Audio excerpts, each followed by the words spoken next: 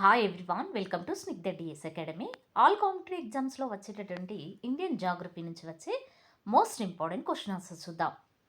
So friends, let's start the class. Question number 1. ఈ క్రింది ఇనుప ధాతువులో సాధారణంగా పసుపు రంగు లేదా బూడిద రంగు కలిగి ఉండే ఇనుప ధాతువు ఏది? వెరీ వెరీ ఇంపార్టెంట్ అండి. పసుపు రంగు లేదా బూడిద రంగు కలిగినటువంటి ఇనుప ధాతువు ఏదని చెప్పేసి ఇక్కడ క్వశ్చన్ అండి. ఆన్సర్ వచ్చేసి ఆప్షన్ సి, లియోనైట్. ఏంటంటే అది లియోనైట్. లియోనైట్ కనుక చూసినట్లయితే ఇది పసుపు రంగులో కానీ నెక్స్ట్ బూడిద రంగును కానీ కలిగి ఉండేటటువంటి ఇనుప ధాతువు. Next question. ఈ క్రింది వాటిలో సూరజ్గఢ్, కోల్హాపూర్ ఇనుప గనులు ఏ రాష్ట్రంలో ఉన్నాయి? ఆన్సర్ ఆప్షన్ ఏ అండి, మహారాష్ట్ర. ఎక్కడండి? సూరజ్గఢ్, కొల్లాపూర్ ఇనుప గనులు కనుక చూసినట్లయితే మహారాష్ట్రలో ఉన్నాయి. Next question. ఈ క్రింది వాటిలో జాతీయ ఖనిజ విధానము 1993కి సంబంధించి సరికాని వాటిని గుర్తించండి. ఆన్సర్ ఆప్షన్ డి అండి, పైవన్నీ సరైనవే. అంటే ఇక్కడ 1991 తర్వాత దేశంలో ఆర్థిక సరళీకరణ ప్రారంభమైంది. దీని ప్రభావము ఖనిజ ద్రవ్యకం మీద పడింది. నెక్స్ట్ 1993 ఖనిజ విధానాన్ని రాష్ట్ర ప్రభుత్వం ప్రకటించింది. జిఎస్ఐను ఆధునీకరణ చేయడానికి కూడా ప్రతిపాదించారు. నెక్స్ట్ పర్యావరణపై ప్రభావాన్ని కూడా మదింపు చేయడంను తప్పనిసరిగా చేసే అంశాలు కలవు. ఇవన్నీ అంటే ఇచ్చినటువంటి పాయింట్స్ అన్నీ ఈ జాతీయ ఖనిజ విధానం 1993కి సంబంధించి సరికాని వాటిగా గుర్తించడమైంది. Next question. అంటే ఇక్కడ సరికానివని ఇచ్చారండి, కానీ సరైనవిగా గుర్తించడమైంది. అంటే 1991 తర్వాత దేశంలో ఆర్థిక సరళీకరణ ప్రారంభమైంది. దీని ప్రభావము ఖనిజ ద్రవ్యకం మీద పడింది. నెక్స్ట్ 1993 ఖనిజ విధానాన్ని రాష్ట్ర ప్రభుత్వం ప్రకటించింది. నెక్స్ట్ జిఎస్ఐను ఆధునీకరణ చేయడానికి కూడా ప్రతిపాదించారు. పర్యావరణంపై ప్రభావాన్ని కూడా మదింపు చేయడంను తప్పనిసరిగా చేసే అంశాలు కలవు. సో ఇవన్నీ జాతీయ ఖనిజ విధానం 1993కి సంబంధించి సరైనవిగా గుర్తించడమైంది. Next question. ఈ క్రింది వాటిలో ఒడిశాలోని కలాహండి మరియు కోరట్పూర్ ఏ ఖనిజ నిక్షేపాలకు ప్రసిద్ధి? ఆన్సర్ ఆప్షన్ బి అండి, అల్యూమినియం. ఏంటిదేంటిదండి? కలాహండి, కోరట్పూర్. కలాహండి, కోరట్పూరు కనుక చూసినట్లయితే ఇది అల్యూమినియం ఖనిజ నిక్షేపాలకు ప్రసిద్ధిగా చెప్పవచ్చును. వెరీ వెరీ ఇంపార్టెంట్ అండి. ఇది ఆల్ కాంపిటేటివ్ ఎగ్జామ్స్లో రావడం జరుగుతుంది. అయితే ఒడిశాలోని కలహండి మరియు కోరఖ్పూర్ ఇది అల్యూమినియం ఖనిజ నిక్షేపాలకు ప్రసిద్ధి చెందినటువంటిది. Next question. ఈ క్రింది వాటిలో సౌర విద్యుత్తుకు సంబంధించి సరైన వాక్యాలను గుర్తించండి. వెరీ వెరీ ఇంపార్టెంట్ అండి, సౌర విద్యుత్తు.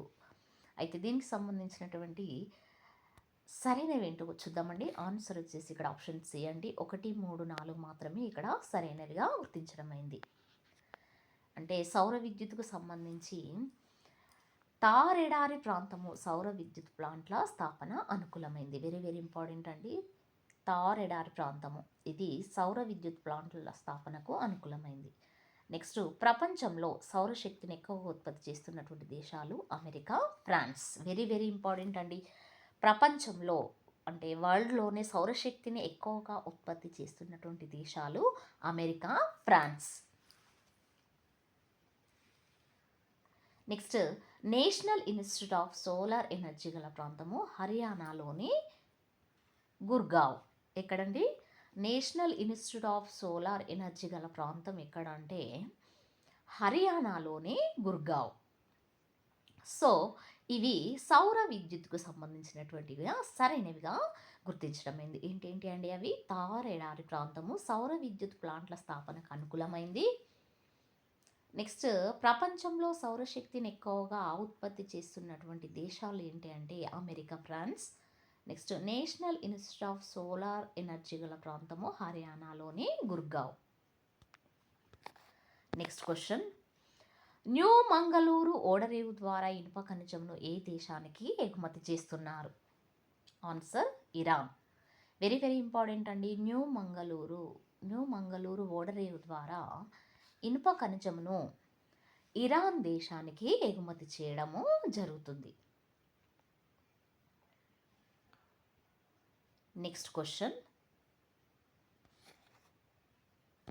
ఈ క్రింది వాటిలో బిట్యూమినస్ బొగ్గుకు సంబంధించి సరికాని వాక్యాలను గుర్తించండి.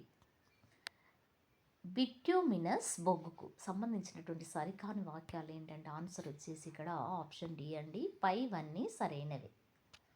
అంటే ఇక్కడ పైవన్నీ సరైనవేనండి. అయితే ఇక్కడ దేనికంటే బిట్యూమినస్ బొగ్గుకు సంబంధించినటువంటి ఇన్ఫర్మేషన్ ఇక్కడ ఇది మృదువైన బొగ్గుగా పిలువబడి దేశంలో అధికంగా అందుబాటులో ఉంది. వెరీ వెరీ ఇంపార్టెంట్ అండి. మృదువైన బొగ్గుగా పిలువబడుతుంది. నెక్స్ట్ దేశంలో ఎక్కువగా అందుబాటులో ఉంటుంది.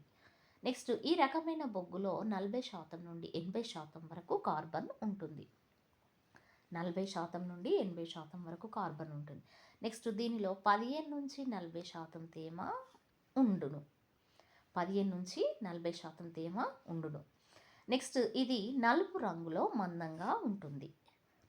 ఇది నలుపు రంగులో మందంగా ఉంటుంది. 15 నుంచి 40% తేమ ఉండును. నెక్స్ట్ 40% నుండి 80% వరకు కార్బన్ ఉంటుంది. మృదువైన బొగ్గుగా పిలువబడి దేశంలో అధికంగా అంటే ఎక్కువగా అందుబాటులో ఉంటుంది. ఏంటండి అది? బిట్యూమినస్ బొగ్గు. నెక్స్ట్ క్వశ్చన్, ఈ క్రింది వాటిలో విశాఖ స్టీల్ ప్లాంట్ నిర్మాణము ఇందిరాగాంధీ హయాంలో ఏ సంవత్సరంలో ప్రారంభమైంది? వెరీ వెరీ ఇంపార్టెంట్ అండి. విశాఖ స్టీల్ ప్లాంట్ నిర్మాణం కనుక చూసినట్లయితే ఇందిరాగాంధీ హయాంలో ఏ సంవత్సరంలో అంటే ఆన్సర్ వచ్చేసి ఇక్కడ ఆప్షన్ బి అండి, 1982. ఇప్పుడండి ఇందిరాగాంధీ హయాంలో కనుక చూసినట్లయితే 1982లో విశాఖ స్టీల్ ప్లాంట్ నిర్మాణము ప్రారంభం కావడము జరిగింది. నెక్స్ట్ క్వశ్చన్, ఈ క్రింది ఇవ్వబడిన వాటిలో బాల్కో అంటే భారత్ అల్యూమినియం కంపెనీను ఏ రాష్ట్రంలో స్థాపించారు? వెరీ వెరీ ఇంపార్టెంట్ అండి. బాల్కో అంటే ఇక్కడ భారత్ అల్యూమినియం కంపెనీ అండి ఏ రాష్ట్రంలో స్థాపించడం జరిగిందంటే ఆన్సర్ వచ్చేసి ఇక్కడ ఆప్షన్ బి అండి, మహారాష్ట్ర. ఎక్కడండి? మహారాష్ట్రలో కనుక చూసినట్లయితే ఈ బాల్కో అంటే భారత్ అల్యూమినియం కంపెనీని స్థాపించడము జరిగింది. నెక్స్ట్ క్వశ్చన్, ఈ క్రింది ఇవ్వబడిన వాటిలో నాల్కో అంటే నేషనల్ అల్యూమినియం కంపెనీని ఏ రాష్ట్రంలో స్థాపించారు? వెరీ వెరీ ఇంపార్టెంట్ అండి. ఇందాక బాల్కో అండి, ఇప్పుడు నాల్కో అంటే నేషనల్ అల్యూమినియం కంపెనీ అండి. ఇది ఏ రాష్ట్రంలో స్థాపించడం జరిగిందంటే ఆన్సర్ వచ్చేసి ఆప్షన్ సి అండి, ఒడిశా. ఎక్కడండి? ఒడిశా రాష్ట్రంలో స్థాపించడము జరిగింది. నెక్స్ట్ క్వశ్చన్, ఈ క్రింది వారిలో విశాఖ స్టీల్ ప్లాంట్ని జాతికి అంకితం చేసిన ప్రధాని ఎవరు? వెరీ వెరీ ఇంపార్టెంట్ అండి. ఆన్సర్ వచ్చేసి ఆప్షన్ బి అండి, బిపివి నరసింహారావు. విశాఖ స్టీల్ ప్లాంట్ని కనుక చూసినట్లయితే జాతికి అంకితం చేసినటువంటి ప్రధాని ఎవరు అంటే బిపివి నరసింహారావు. బిపివి నరసింహారావు గారు విశాఖ స్టీల్ ప్లాంట్ను జాతికి అంకితం చేసినటువంటి ప్రధాని. నెక్స్ట్ క్వశ్చన్, ఈ క్రింది వాటిలో ముఖ్యమైన థర్మల్ విద్యుత్ శక్తి కేంద్రాలు మరియు అవి నెలకొని ఉన్న రాష్ట్రాల దృష్ట్యా సరైన వాటిని గుర్తించండి. ఆన్సర్ ఆప్షన్ ఏ అండి, 2, 4 మాత్రమే. అంటే ఇక్కడ ఏంటంటే ముఖ్యమైన థర్మల్ విద్యుత్ శక్తి కేంద్రాలు మరియు అవి నెలకొని ఉన్న రాష్ట్రాల దృష్ట్యా కనుక చూసినట్లయితే ఇవి ఎక్కడ అంటే ఏ అండి, 1, 2, 4 మాత్రమే. అంటే ఇక్కడ Sipat thermal power station Chhattisgarh. Next Simhadri thermal power station Bihar. Next Tanda thermal power station Uttar Pradesh. Sipat thermal power station కనుక చూసినట్లయితే ఛత్తీస్గఢ్ అండి. Next Simhadri thermal power station Bihar. Next Tanda thermal power station కనుక చూసినట్లయితే Uttar Pradesh.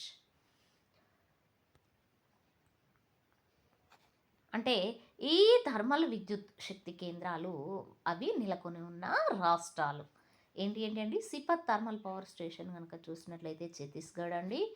Next Simhadri thermal power station Bihar. Next Tanda thermal power station Uttar Pradesh. Next question, Indian bureau of mines గనుల మంత్రిత్వ శాఖ వారి ప్రకారము అత్యధిక నిల్వలు కల రాష్ట్రాలు, ప్రాంతాల దృష్ట్యా ఈ క్రింది వాటిలో సరికాని దాన్ని గుర్తించండి. ఆన్సర్ ఆప్షన్ డి అండి, 4 మాత్రమే. అంటే ఇక్కడ ఆంధ్రప్రదేశ్ 1.4%. ఎంతండి? ఆంధ్రప్రదేశ్ కనుక చూసినట్లయితే 1.4% అని చెప్పేసి గుర్తించడం అయింది. దేని ప్రకారము? ఇండియన్ బ్యూరో ఆఫ్ మైన్స్ అంటే గనుల మంత్రిత్వ శాఖ వారి ప్రకారం కనుక చూసినట్లయితే అత్యధిక నిల్వలు గల రాష్ట్రం ఏంటి అంటే ప్రాంతాల దృష్ట్యా కనుక చూసినట్లయితే ఆంధ్రప్రదేశ్ను గుర్తించడం అయింది. ఎంత అంటే ఆంధ్రప్రదేశ్ 1.4%గా గుర్తించడం అయింది. నెక్స్ట్ క్వశ్చన్, ఈ క్రింది వాటిలో ప్రస్తుతం భారతదేశంలో అతిపెద్ద స్టీల్ ప్లాంట్ ఏది? వెరీ వెరీ ఇంపార్టెంట్ అండి. ప్రస్తుతం అంటే ప్రజెంట్ ఉన్నటువంటి భారతదేశంలో అతిపెద్ద స్టీల్ ప్లాంట్ ఏంటి అంటే ఆన్సర్ వచ్చేసి ఇక్కడ ఆప్షన్ బి అండి, బొకారో. ఏంటండి అది? బొకారో. ప్రస్తుతం భారతదేశంలో అతిపెద్ద స్టీల్ ప్లాంట్ ఏది అని అంటే బొకారో. వెరీ వెరీ ఇంపార్టెంట్ అండి. ఇది ఆల్ కాంపిటేటివ్ ఎగ్జామ్స్లో రావడం జరుగుతుంది. అయితే ప్రజెంట్గా మన భారతదేశంలో ఉన్నటువంటి అతిపెద్ద స్టీల్ ప్లాంట్ ఏది అని అంటే Bokaro steel plant. Next question, ఈ క్రింది వాటిలో రాజస్థాన్లో యురేనియం ఎక్కడ లభిస్తుంది? ఆన్సర్ వచ్చేసి ఆప్షన్ ఏ అండి, ఆరావళి పర్వతాలు. రాజస్థాన్లో కనుక చూసినట్లయితే యురేనియము ఎక్కడ లభిస్తుంది అని అంటే ఆన్సర్ వచ్చేసి ఇక్కడ ఆరావళి పర్వతాలలో యురేనియం లభిస్తుంది.